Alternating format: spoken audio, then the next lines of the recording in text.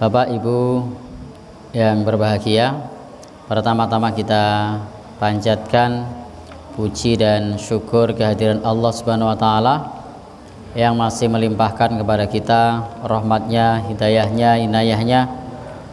Setelah kita bersyukur kepada Allah Subhanahu wa taala atas rahmatnya, hidayahnya dan inayahnya, yang kedua, sholawat dan salam semoga tercurah pada Nabi kita Nabi Muhammad sallallahu alaihi wasallam. Adapun yang ketiga, di kesempatan ini kita akan membahas bab yang terkaitan dengan upah atau imbalan melakukan ibadah. Upah atau imbalan melakukan ibadah, khususnya yang terkait dengan honor mengajar Al-Quran atau mengajarkan ilmu Islam atau ceramah agama, atau dalam bahasa lain, halalkah upah kerja dakwah. Jadi halalkah upah kerja dakwah. Baik Bapak Ibu yang berbahagia yang dirahmati Allah Subhanahu wa taala, para ulama sudah menjelaskan terkait bab ini bahwa ibadah itu hubungannya kepada Allah, tidak sepantasnya ibadah itu minta upah. Jadi tidak sepantasnya ibadah itu minta upah. Maka akad jual beli jasa itu sah dilakukan orang upahan wajib dapat dinikmati oleh orang yang membayar upah. Sementara ibadah itu yang menikmati dirinya sendiri. Maka bagaimana mungkin orang yang ibadah untuk dirinya sendiri minta upah kepada orang lain? Maka di dalam bab ini tentu menjadi aneh ketika kita mengerjakan sholat lalu kita minta upah. Kaidah ini tentu maksudnya adalah untuk ibadah mahdhah, ibadah murni seperti sholat, puasa, iktikaf, dan setiap ibadah yang fardu ain dilakukan oleh seorang muslim. Maka hukum ketika kita ibadah tidak dapat diupahkan agar dikerjakan oleh orang lain, ini hukumnya adalah sepakat para ulama. Artinya kita tidak bisa ibadah minta tolong kepada orang lain lalu kemudian dibayar. Ini semua sepakat nggih? Kowe salato gantenono aku tak bayar. Atau posoho gantenono aku tak bayar. Ini sepakat ulama tidak boleh. Kalau boleh kira-kira sik duit penak nggih. Hari nitip. Jadi puasa 30 hari nitip wong 30. Satu. Sudah. Maka ini tidak boleh. Maka di dalam masalah ini sudah disepakati oleh para ulama itu tidak bisa diupahkan atau diwakilkan kepada orang lain. Maka demikian pula tidak bisa kalau ada orang yang sudah meninggal lalu kemudian orang tersebut diketahui dulunya selama hidupnya tidak sholat, lalu anaknya ngundang santri atau masuk ke pondok pesantren, nyuwun tulung bapak kula riyin, bapak saya dulu tidak sholat selama 60 tahun, tolong dihitungkan sholatnya, lalu kemudian minta diganti. Ini tidak bisa. Kalau bisa enak mboten kira-kira? Penak anaknya do duit ngono to. Langsung datang ke pondok pesantren yang santrinya ada 5.000 begitu kan. Sekali waktu gantiin sholat masing-masing sekali, sudah banyak sekali. Pendak sholat sekali dibayar sekian, tapi kan tidak bisa. Imam Ibnu Qudamah berkata bahwa ibadah mahdhah manfaatnya tidak dapat dinikmati oleh orang lain, seperti puasa, sholat, haji, maka tidak boleh mengambil upah atas perbuatan ibadah ini. Hukum ini tidak diperselisihkan oleh para ulama karena upah merupakan imbalan dari sebuah jasa. Dalam ibadah mahdhah, orang lain tidak bisa mendapatkan jasa dari ibadah tersebut, maka transaksi ini sama dengan menyewa jasa yang tidak berguna. Ini menurut Imam Ibnu Qudamah. Sehingga tidak semestinya kita minta upah atas apa yang kita kerjakan. Aku tak sholat opa ono. Aku tak poso opa ono. Kok jenengan ra poso ya? Lah diopahi aku poso misalnya. Lalu kemudian dikasih upah. Maka upah mengupah yang semacam ini tidak sepantasnya. Kecuali kalau orang tua kepada anaknya yang belum balik sebagai pembelajaran. Karena masih SD kelas 1, engko nek posone nutuk tak tukokke apa? Nah, sepeda. Maka ini silahkan sebagai bentuk pembelajaran kepada anak-anak. Ya, boleh supaya terbiasa berpuasa. Tapi kalau kemudian sudah ibadah betulan, orang tua, orang dewasa kok minta upah, nah, tidak boleh. Adapun ibadah yang dapat dinikmati oleh orang lain manfaatnya seperti mengimami sholat. Ini manfaatnya bisa nikmati oleh orang lain. Kalau imamnya dari lokal itu bacaannya kurang fasih, lalu ngundang dari pesantren atau ngundang yang sudah bersanad, itu bacaannya nyaman, jamaahnya jadi tambah kerasan, jadi tambah lebih banyak. Bagaimana ini? Karena ini bisa rasakan oleh orang lain. Atau mengumandangkan adzan lalu kemudian dibayar. Bahkan seperti di Saudi Arabia sendiri, imam sholat, tukang adzan itu dibayar. Kemudian juga menyampaikan fatwa itu dibayar. Bagaimana hukumnya? Kalau yang bayar yang minta fatwa, saya secara pribadi lebih cenderung jangan, karena ini bisa jadi fatwa pesanan. Tolong fatwanya digawe sik menguntungkan aku yo. Karena yang bayar yang minta fatwa. Tapi kalau yang bayar baitul mal atau yang bayar adalah kas umat, itu tidak masalah. Atau mengajarkan Al-Quran atau mengajarkan hadis, mengajarkan ilmu agama yang lain, maka para ulama di dalam masalah ini berbeda pendapat tentang hukumnya. Jadi para ulama di dalam masalah ini berbeda pendapat tentang hukumnya. Baik, kita baca beberapa ayat yang menjelaskan kepada kita tentang ayat-ayat yang menjelaskan kepada kita tentang tidak minta upah di dalam mengajarkan agama. Pertama kita lihat di surah Al-An'am, kemudian yang kedua di surah Hud. Ulaikal ladzina hadallahu fabihudahu muqtadih qul la as'alukum alaihi ajra in huwa illa dzikra lil alamin. Jadi mereka para rasul itu orang-orang yang telah diberi petunjuk oleh Allah. Mereka mengatakan la as'alukum alaihi ajra, aku tidak minta upah kepada kalian. Jadi para rasul itu ketika menyampaikan ajaran agama mengatakan la as'alukum alaihi ajra, aku tidak minta upah kepada kalian. Maka ini juga Bapak dan Saudara, kita patut mencontoh para rasul. Mereka mengatakan aku tidak minta upah kepada kalian, in huwa illa dzikra lil alamin, melainkan ini adalah peringatan untuk seluruh umat. Melainkan ini adalah peringatan untuk seluruh umat. Ayat yang lain, ya qaumi la as'alukum alaihi mala, wahai kaumku, aku tidak minta harta kepada kalian.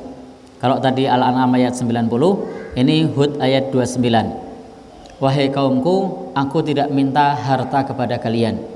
In ajriya illa 'alallah, upahku hanya dari Allah. Jadi idealnya seorang dai begitu. Dia tidak minta upah dan upahku hanyalah dari Allah. Maka seorang dai dibayar atau tidak dibayar, diupah atau tidak diupah, mestinya dia harus berangkat. Jangan sampai seorang dai kemudian membedakan amplope kandel mempeng, nek amplope tipis memeng. Kalau dibayar mangkat terus, ora dibayar ngilang. Ini tidak selayaknya sebagai seorang dai, seorang pengajar agama, penyuruh agama, mestinya tidak perlu berpikir mengenai masalah dibayar atau Tidak, tetapi yang dicari adalah ridho dari Allah Subhanahu wa taala. Insya Allah kalau Allah Subhanahu wa taala ridho kepada kita, Allah akan memberikan jalan dari rezeki yang lain. Saya sering sampaikan kepada teman-teman kita yang ngajar di sekolah-sekolah Islam, yang mereka kerja honorer, yang perolehan bayarnya, gajinya itu lebih banyak bapak ibu ingkang derep wonten ing sawah. Derep teng sawah pinten sedinten? 200. Nah. Derep nong sawah, kalau sawahnya Pak Manut sedino 200 sehari. Ini guru honorer yang ngajar di TK Islam atau SD Islam itu sebulan bisa Mas Sugeng yang pengalaman. Berapa Mas Sugeng?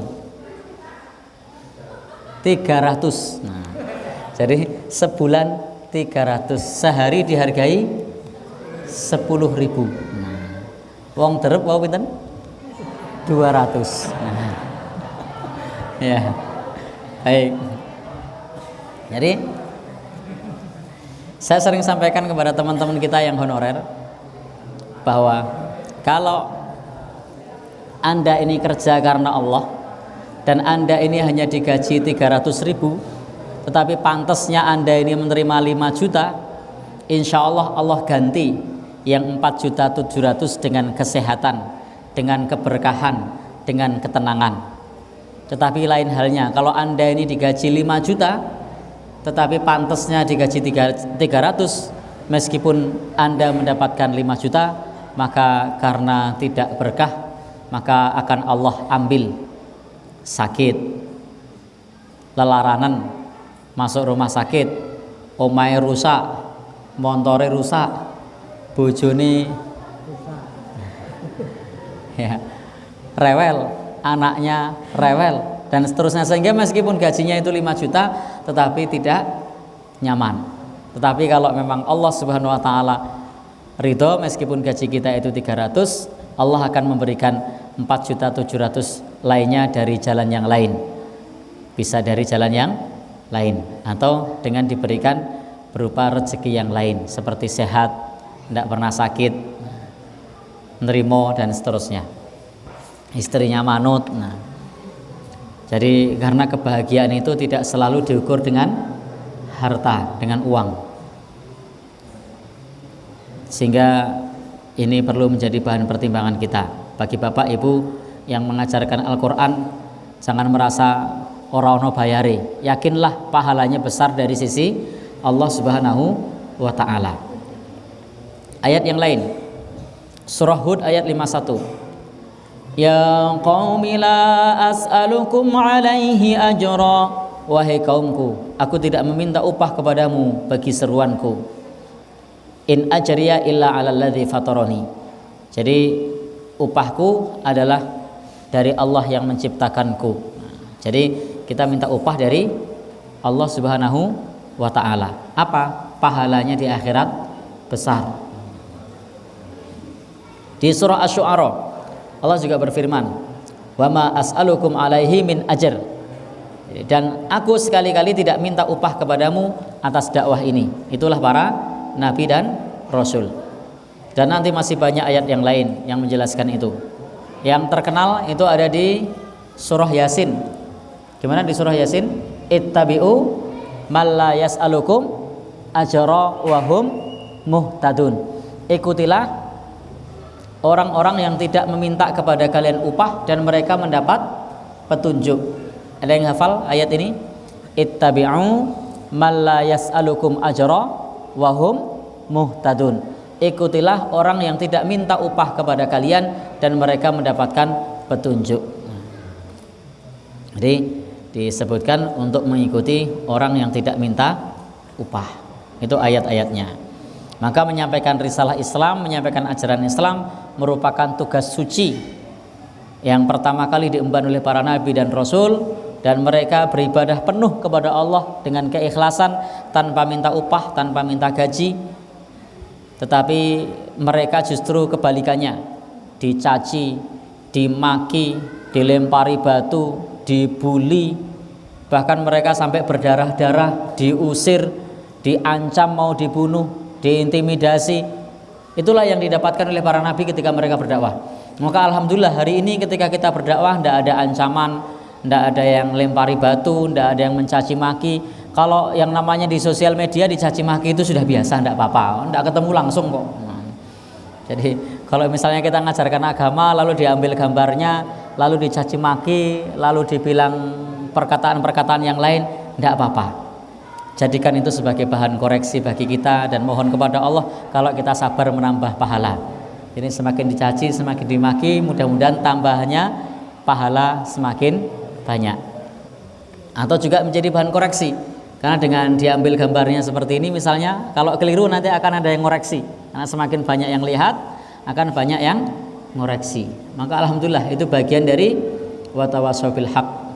Jadi bagian dari menasihati.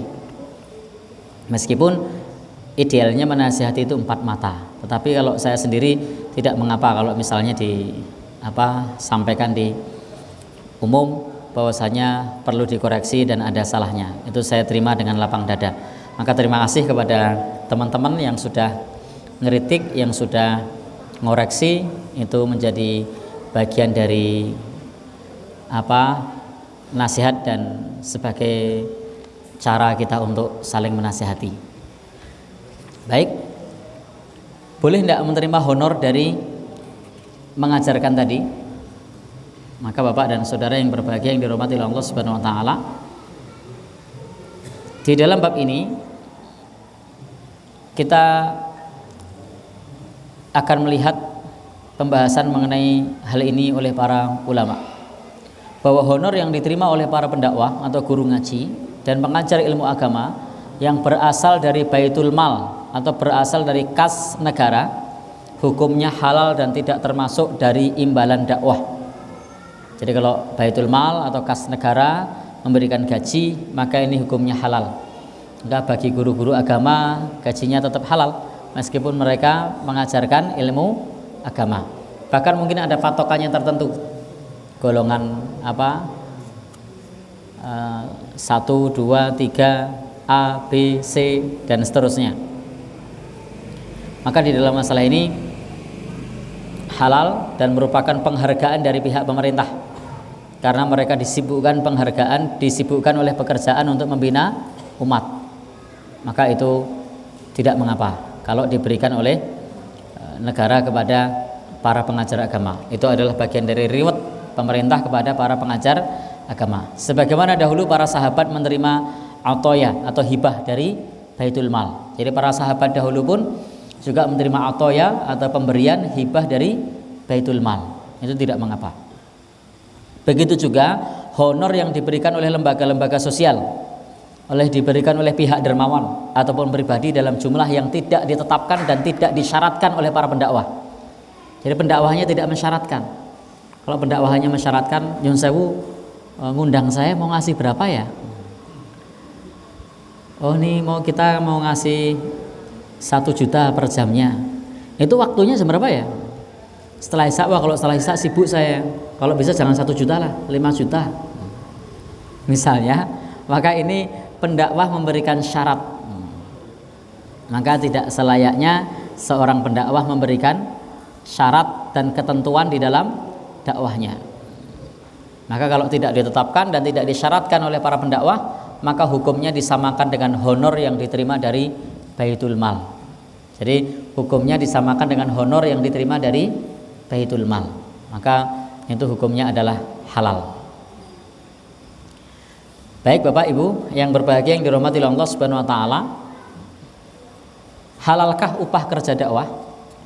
Upah yang disepakati dari awal antara pendakwah dan pengguna jasanya, seperti seorang guru mengajar Al-Quran atau ilmu-ilmu keislaman, misalnya honor 50.000 setiap kedatangan, Merifat Iqra misalnya 50.000 setiap kedatangan, atau misalnya 50.000 per jam misalnya, boleh atau tidak karena ada kesepakatan. Atau pendakwah mensyaratkan dari awal honor 500.000 rupiah untuk sekali ceramah, boleh tidak ini? Karena yang seperti ini sekarang lazim terjadi, khususnya di kota-kota besar. Itu di kota-kota besar. Bahkan saya secara pribadi kalau di Jogja diundang itu selalu ditanya, Ustadz biasanya berapa ya? Astagfirullah. Mbok rasa aneh-aneh Pak. Oh, betul kita ini tanya. Mboten sah aneh-aneh nek jenengan sukane nggih monggo, nek mboten nggih mboten napa-napa. Niki pun kula niati dakwah. Jadi gimana Pak? Nanti kalau saya jawab misalnya 10 juta itu malah mundur ya toh. Jadi memang kita niatnya mau dakwah Pak. Jadi kadang-kadang serba repot kalau tidak dijawab mereka nanya, kalau dijawab bikin kapok. Ya kan? Coba kalau saya jawab 100 juta gitu, kapok dia. Karena yang namanya pahala itu tidak bisa dihargai dengan rupiah, tidak bisa dihargai dengan uang. Maka jangan kemudian mengatakan berapa, lalu matok 100.000, 200.000, 300.000, karena memang tidak bisa dihargai dengan uang. Yang bila honor tersebut tidak mampu dipenuhi, pihak pengguna jasa atau pendakwah menolak untuk memberikan ceramah. Nah, maka di dalam masalah ini para ulama berbeda pendapat. Jadi para ulama berbeda pendapat. Pendapat pertama, dalam mazhab Hanafi dan Hambali mengharamkan upah yang ditentukan dari semula sebagai imbalan jasa dakwah. Jadi dalam mazhab Hambali, dalam mazhab Hanafi, upah pasang tarif itu hukumnya adalah haram. Jadi upah pasang tarif itu hukumnya adalah haram. Dalam dakwah loh, dalam dakwah. Kalau upah pasang tarif misalnya jenengan tukang syukur ya tidak apa-apa. Ya kan? Jadi upah pasang tarif satu kepala 10.000, nek dikramasi 15.000, nek karo dipijet 30.000, dipijet kepalanya. Sama apa lagi? Plus cukur kumis berapa? Nah ini boleh, tidak masalah.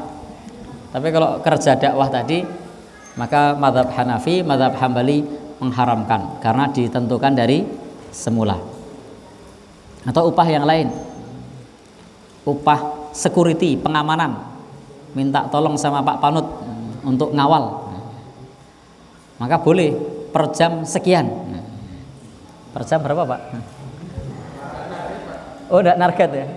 Oh yang penting banyak ya. Ternyata tidak target, yang penting banyak.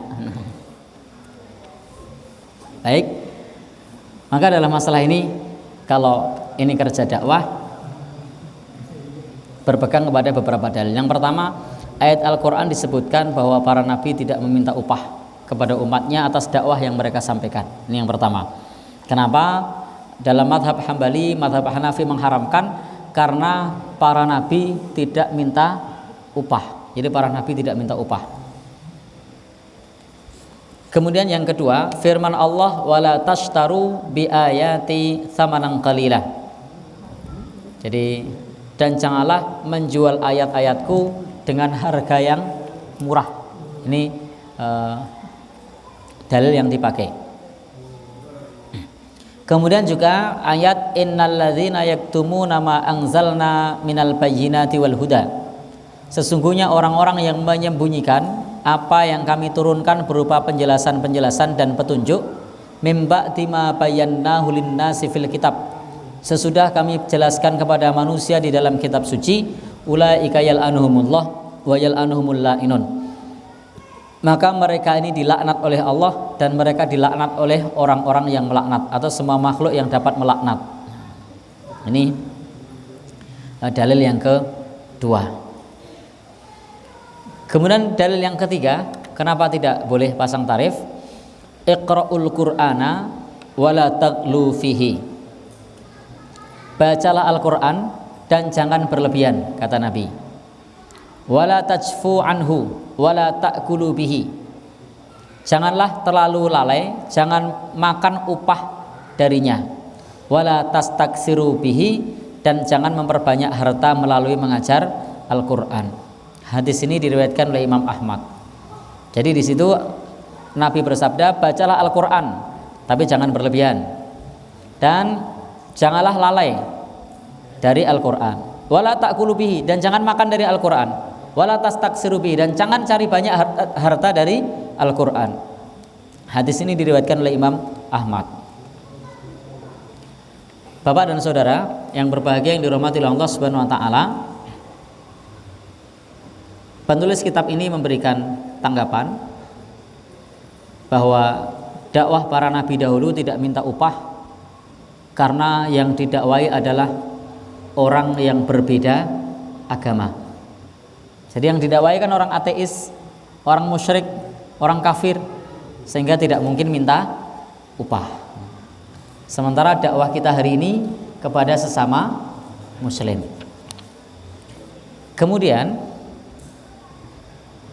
maksud ayat larangan menyembunyikan tadi, bila seseorang telah menjadi fardu ain lalu dia tidak mau ngajar, maka masuk dalam kategori menyembunyikan. Jadi kalau seperti kita di kampung-kampung ini, nek ora ono sik mulang tenan, maka itu kategorinya menyembunyikan. Jadi meskipun Anda tidak dibayar, ajarkanlah Al-Qur'an. Karena nek ora ono sik mulang, ora ono TPA. Nggak ada yang mengajarkan, betul-betul tidak ngaji, tidak ngundang guru privat. Maka dibayar tidak dibayar, TPA harus tetap jalan. Guru ngaji harus tetap jalan, khotib Jumat harus tetap jalan. Karena di kampung-kampung, saya sendiri pernah saya sampaikan dulu ketika saya masih kelas 2 MTS, alhamdulillah sudah balik waktu itu ya, itu jam 12:15 khotibnya belum rawuh, dan memang tidak ada yang bisa khotib. Lalu diumumkan siapa yang bisa khotib. Saya waktu itu memberanikan diri, padahal saya cah cilik. Tapi karena sudah balik ya rapopo. Dan ternyata tidak ada yang lain yang melerai jenengan sih cah cilik tak kula mawon, tidak ada. Karena memang yang hadir di situ tidak ada yang bisa menjadi khotib, karena khotibnya tidak datang. Bahkan beberapa tempat ketika kita mampir, buat nonton sholat Jumat mas, niki lajeng sholat zuhur, kita tawarkan kalau kita yang khotib gimana? Oh nggih monggo. Nah, ternyata boleh. Jadi ternyata boleh, karena memang khotibnya tidak datang, orangnya tidak bisa khotib. Itu bisa terjadi. Maka dalam posisi seperti ini mestinya jangan kemudian menyembunyikan ilmu, karena statusnya adalah fardu ain. Kecuali kalau statusnya adalah fardu kifayah, maka pada saat sudah ada yang ngajar lalu kita tidak ngajar, maka itu tidak termasuk menyembunyikan. Sik mulang wis akeh, wis turah-turah, lalu kita tidak ngajar padahal kita mampu mengajar, itu tidak apa-apa, tidak termasuk menyembunyikan. Tetapi kalau yang ngajar ini sedikit, lalu kalau tidak dibayar banyak kita tidak mau ngajar, maka itu termasuk menyembunyikan. Atau tidak ada yang ngajar lalu kita tidak mau ngajar, kalau tidak dibayar maka termasuk menyembunyikan, dan itu tidak boleh. Baik, itu pendapat yang pertama, itu hukumnya adalah haram. Pendapat yang kedua, para ulama dalam mazhab Maliki dan Syafi'i membolehkan menarik upah dari kerja dakwah. Jadi 4 mazhab, itu 2 mazhab mengatakan haram, 2 mazhab mengatakan mubah. Siapa yang mubah? Mazhab Maliki dan mazhab Syafi'i. Jadi mubah, boleh menarik upah dari kerja dakwah. Dalilnya apa? Dalilnya adalah ketika diriwayatkan ada seorang yang melewati satu perkampungan yang kepala sukunya sedang sakit terkena sengatan hewan berbisa. Diriwayatkan dari sahabat Ibnu Abbas, semoga Allah meridhoinya, ada sekelompok sahabat Nabi melewati sebuah perkampungan, lalu orang kampung tersebut meminta mereka untuk mengobati kepala suku. Pada saat itu kepala sukunya terkena sengatan hewan berbisa. Maka para sahabat mau mengobati dengan syarat orang kampung itu memberi imbalan beberapa ekor kambing. Jadi dengan syarat orang itu mau membeli imbalan beberapa ekor kambing. Setelah terjadi kesepakatan, maka salah seorang sahabatnya mengobati dengan membaca surat Al-Fatihah. Diruqyah, bacakan surat Al-Fatihah. Seketika itu juga si sakit langsung sembuh. Ini diantara fadilah bacaan surat Al-Fatihah dari sahabat Nabi Shallallahu Alaihi Wasallam. Tentu ingat bahwa ketika seseorang itu sembuh dengan baca surah Al-Fatihah, itu sembuh dengan takdir Allah dari Allah Subhanahu wa taala. Tetapi apakah berpengaruh si yang baca? Bapak, Ibu, dan saudara yang berbahagia yang dirahmati Allah Subhanahu wa taala, keimanan seseorang, keyakinan seseorang itu berpengaruh. Jadi keimanan seseorang, keyakinan seseorang itu berpengaruh. Itulah kenapa ketika seseorang membacakan Al-Qur'an, meruqyah orang lain, tidak boleh dalam keadaan marah, tidak boleh dalam keadaan panik, tidak boleh dalam keadaan cemas, takut, tetapi harus penuh dengan keyakinan. Tapi kita harus pahami bahwa itu tidak terjadi semata-mata si peruqyahnya, tetapi terjadi semata-mata dari Allah Subhanahu wa taala. Nah, seketika itu juga orang yang sakit sembuh dan mereka memenuhi perjanjiannya memberikan beberapa ekor kambing yang disepakati. Sebagian sahabat menolaknya karena dianggap mengambil upah dari bacaan Al-Qur'an. Ini sebagian sahabat menerima, sebagian sahabat menolak. Nah, sesampainya di Madinah, mereka mengadukan hal ini kepada Nabi. Jadi mereka mengadukan hal ini kepada Nabi, maka Nabi SAW bersabda, "Inna ahaqqa ma akhadtum alaihi ajran kitabullah." Sesungguhnya upah yang paling pantas untuk kalian terima imbalannya adalah kitab Allah. Ini pernyataan Nabi dalam hadis riwayat Imam Bukhari. Ini salah satu hadis yang membolehkannya minta upah ketika orang kerja dakwah. Khususnya ini adalah dalil ketika seseorang meruqyah. Meskipun nanti akan kita jumpai dalam hadis Nabi, upah ruqyah, upah bekam itu khabis, buruk. Jadi upah ruqyah, upah bekam itu disifati oleh Nabi khabis, buruk. Maksudnya buruk bukan berarti haram, tetapi tidak ideal.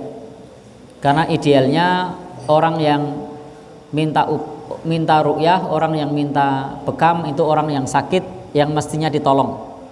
Tapi kemudian dia malah minta upah. Upahnya tetap halal, tetapi disifati khabis, buruk atau kotor.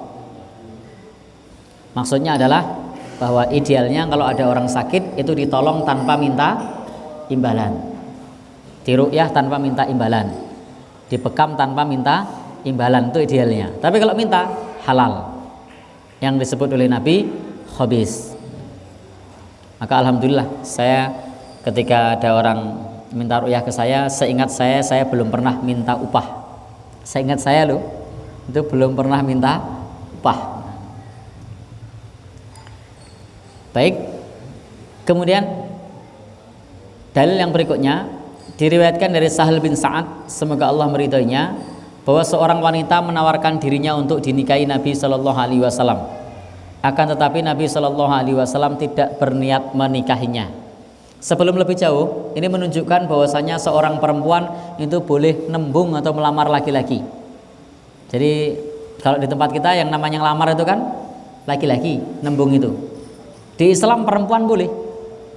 Ini ada seorang perempuan langsung nembung Nabi, "Wahai Nabi, nikahi aku." Dan itu boleh. Maka perempuan yang itu boleh punya hak pula untuk nembung. Tapi jangan sakit hati kalau ditolak.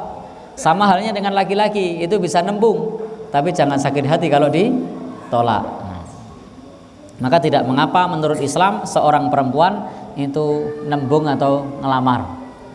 Sebagaimana dulu Rasulullah Shallallahu Alaihi Wasallam juga pernah ditembung atau pernah dilamar.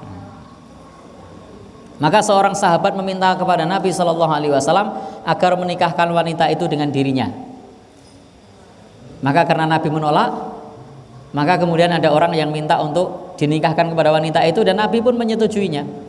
Maka Nabi Shallallahu Alaihi Wasallam memerintahkan sahabat tersebut untuk mencari maharnya, namun dia tidak memiliki apa-apa. Jadi tidak memiliki apa-apa. Maka Nabi Shallallahu Alaihi Wasallam menanyakan, apakah dia hafal beberapa surat Al-Quran atau beberapa surat? Maka Nabi Shallallahu Alaihi Wasallam bersabda, "Qad zawwajnakaha bima ma'aka minal Quran." Kami telah menikahkanmu dengan perempuan tersebut dengan mahar mengajarkan wanita itu beberapa surat Al-Quran yang kau hafal. Jadi maharnya ngajari Al-Quran. Jadi boleh.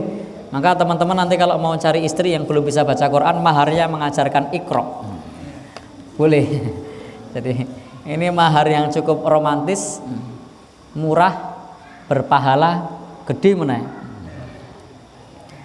Cuma nanti nek pas diajari Iqra Kok ra iso-iso berarti mahare rong rampung kuwi. Tapi tidak juga, karena dalam ucapan maharnya kan mengajarkan. Yang namanya mengajarkan tidak harus bisa ya. Nah, kecuali kalau mengajarkan Al-Quran sampai bisa. Ya, sehingga ini menjadi dalil bolehnya kerja dakwah. Dari hadis ini dipahami bahwa upah mengajar Al-Quran halal, sehingga bisa dijadikan mahar layaknya emas, perak, dan lain-lain. Ini dua dalil yang menyatakan bolehnya mengambil upah dari kerja dakwah. Dalil pertama tadi membacakan Al-Fatihah. Dalil kedua ternyata mengajarkan Al-Quran bisa jadi mahar. Jadi mengajarkan Al-Quran bisa jadi mahar. Maka bolehlah nanti kalau ada yang mau nikah, maharnya adalah mengajarkan Al-Quran. Atau kalau suaminya bisa bahasa Arab, istrinya tidak bisa, maharnya mengajarkan belajar bahasa Arab. Yang kira-kira suwe ora wi. Ya, jadi Bapak dan saudara yang berbahagia yang dirahmati Allah, dari dua pendapat ini memiliki argumen masing-masing. Sebagian para ulama mencari jalan tengah, yaitu tidak dibenarkan mengambil upah berdakwah kecuali untuk menutupi kebutuhan pokok pendakwah dan keluarga yang menjadi tanggungannya. Jadi ini para ulama mengambil jalan tengah, mencari upah untuk memperkaya diri itu tidak boleh, tapi boleh kalau sekedar untuk menutupi biaya kebutuhan pokok bagi pendakwah dan keluarga yang menjadi tanggungannya. Inilah pendapat yang tengah-tengah. Sehingga di hari ini seringkali kalau ada ustadz kaya itu banyak yang ini, yang komen ustadz kok kaya. Jadi memang jadi guru ngaji itu agak serba salah. Kalau kaya dikomentari ustadz kok kaya. Jadi kalau naik Pajero itu ustadz kok ndak zuhud gitu kan. Tapi kalau ustadznya kemana-mana naik sepeda motor, ustadznya ndak punya wibawa. Jadi memang serba salah. Ustadznya pakai baju yang mahal, jam tangan yang mahal, ustadz kok ndak zuhud. Tapi pakai pakaian biasa apa adanya, ora kaya ustadz kaya cah dolan ya toh. Jadi memang kondisinya begitu. Baik, jadi di sini kalau memang untuk menutupi kebutuhan hidupnya karena guru ngajinya tidak punya pekerjaan lain, maka ini boleh. Karena bila sama sekali diharamkan, dikhawatirkan akan langkanya orang yang mau mengajar, mendakwahkan dan menyiarkan agama Allah. Jadi kalau sama sekali haram, itu nanti tidak ada orang yang mau mengajar. Kenapa? Aku tak kuli bangunan wae. Anu wae nyun sewu, sakniki libur nggih, le TPA ngopo? Lagi pasang bataku. Sekarang libur lagi nggih pengajiannya. Kenapa? Lagi ngelembur, ngecat. Jadi nanti menurut pendapat para ulama ini, orang atau pendakwah lebih mengutamakan kerja-kerja yang lain karena diharamkan sama sekali. Sehingga mendakwahkan dan menyiarkan agama Allah itu menjadi langka. Karena para juru dakwah tersebut juga punya tanggungan keluarga, punya kesibukan mencari nafkah, maka ini akan berakibat buruk terhadap generasi berikutnya sehingga tidak mendapatkan apa istilahnya guru ngaji. Dan bila dibolehkan tanpa syarat, yang berarti dibolehkan mencari kekayaan sebanyak-banyaknya dengan profesi sebagai pendakwah, tentu seperti fenomena saat ini, seorang ustadz ternama tidak mau memberikan pengarahan, memberikan ceramah kalau upahnya tidak mahal, kalau kurang dari sekian juta, maka umat akan terhindar mendapatkan pencerahan karena tidak bisa mengumpulkan dana, sehingga diambil jalan tengah. Lalu pendapat yang kuat bagaimana? Boleh mengambil upah kerja dakwah untuk menutupi kebutuhan pokok. Jadi boleh mengambil upah kerja dakwah untuk menutupi kebutuhan pokok. Maka bila seorang juru dakwah memiliki penghasilan lain, memiliki harta yang cukup, maka sebaiknya seyogyanya lah ia tidak mengambil honor yang diberikan jamaah yang dikumpulkan rupiah demi rupiah. Kalau saya secara pribadi di dalam bab ini, kalau narif jelas itu tidak boleh. Tetapi kalau tidak narif sebagaimana penulis kitab ini, maka itu masih perkara yang dibolehkan dan tentu tidak untuk memperkaya diri sendiri. saya pernah suatu saat kedatangan orang Malaysia, itu ada 2 orang minta ruqyah. Biasanya kan saya tidak narif. Dia tanya, ini ruqyah 2 orang berapa? Saya bilang tidak narif Pak. Lalu bilang, bagaimana kalau bapaknya yang bilang? Kalau 250, monggo saja, saya tidak narif. Saya bilang gitu kan. Ternyata 2 orang ini saya ruqyah, selesai ruqyah, kemudian saya dikasih uang 1.750.000. Kaget saya, astagfirullah, kok oke banget. Nah, katanya 250. Pikir saya ngeruqyah berdua itu 250.000.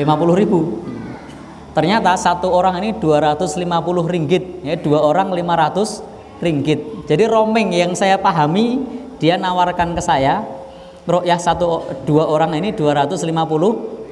Bayangan saya wes oke banget gitu kan. Bayangan saya, monggo saya tidak narif, silahkan. Ternyata bapaknya ngasih saya 1.750.000. Kaget saya, banyak sekali ini, tak kembaliin tidak mau. Katanya 500 kan ya. Loh, 250 1 orang kan. 2 orang 500, 1.750.000. Ya sudahlah. Nah, saya ngalah mau dinai duit kok yo. Jadi kaget saya. Jadi ternyata memang uang kita, uang rupiah itu kalau dibandingkan dengan uang luar itu kecil, sehingga bagi dia uang segitu itu kecil. Tapi bagi saya, wah ini UMR Bantul ini. Jadi bagi saya itu UMR Bantul ini. Tapi bagi dia itu kerja ming pirang jam. Sehingga ketika ngasih segitu itu kecil. Nah itu yang pernah saya alami. Saya kaget. Tidak narif, ditawari, pikir saya, wah oke. Sebuli ternyata luwih oke meneh. Ya alhamdulillah. Nah, baik, itu beberapa hal yang terkait dengan upah kerja dakwah. Prinsipnya tidak perlu narif, kalau dikasih silahkan diterima. Kalau memperkaya diri memang tidak sepantasnya merepotkan jamaah untuk memperkaya diri. Billahi taufik wal hidayah. Wassalamualaikum warahmatullahi wabarakatuh.